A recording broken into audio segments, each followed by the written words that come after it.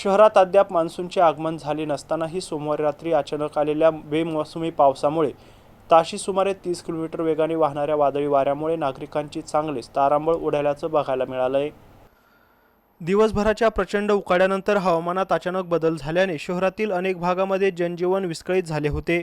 सायंकाळी सुमारे 7 वाजेच्या सुमारास वाऱ्याचा वेग वाढण्यास सुरुवात झाली। रात्री 9 वाजेनंतर वाऱ्याचा वेग ताशी 30 किलोमीटरपर्यंत पोहोचल्याने अनेक ठिकाणी झाडे आणि फांद्या कोसळण्याच्या घटना घडल्या।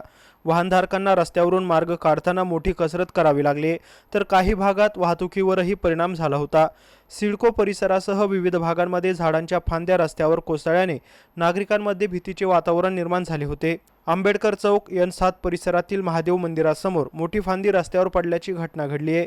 सुदैवाने या घटनेत कोणतीही जीवितहानी झाली नाही, मात्र एका चारचाकी वाहनाचे नुकसान झाले। वादळी वाऱ्यामुळे शहरातील बहुतांश भागात वीज पुरवठा खंडित झाला होता। अचानक अंधार पसरल्याने नागरिकांना गैरसोयीचा सामना करावा लागलाय। काही ठिकाणी रात्री उशिरापर्यंत वीज पुरवठा सुरळीत करण्याचे काम सुरू होते। मान्सूनपूर्व पावसाच्या या तडाख्याने शहर प्रशासन आणि आपत्कालीन यंत्रणांची धावपळ उडाली असून पुढील काही दिवस हवामानातील बदल लक्षात घेऊन नागरिकांनी सतर्क राहण्याचे आवाहन करण्यात आले।